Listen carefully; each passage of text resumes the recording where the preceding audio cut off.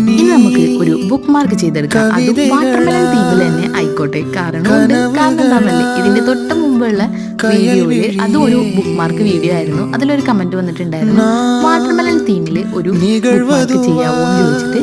എന്തായാലും അതുപോലെ തന്നെ ചെയ്യാമെന്ന് കരുതി. അപ്പം ഞാൻ കുറച്ച് എന്താ പറയുക, പിൻട്രസ്റ്റിൽ കുറച്ച് റെഫറൻസ് ഒക്കെ നോക്കിയിട്ടുണ്ടായിരുന്നു. അതിൽ ഒരുപാട് വാട്ടർമെലൺ തീമിലുള്ള ബുക്ക് മാർക്കുകൾ ഉണ്ടായിരുന്നു കേട്ടോ. എനിക്കിത് ഇഷ്ടപ്പെട്ടു. അപ്പം ഞാൻ ഇത് തന്നെ ചെയ്യാമെന്ന് കരുതി.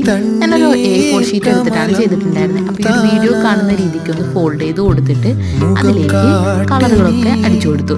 അതിനെ ഒന്നും കൂടി ഒന്ന് ക്യൂട്ടാക്കി എടുക്കാൻ വേണ്ടിയിട്ട് കണ്ണും വായും ഒക്കെ വരച്ചു കൊടുത്ത് അതിൽ കുറച്ച് കുരുവൊക്കെ വരച്ചു കൊടുത്ത് കുറച്ച് ബ്ലഷൊക്കെ ഇട്ട് കൊടുത്തു.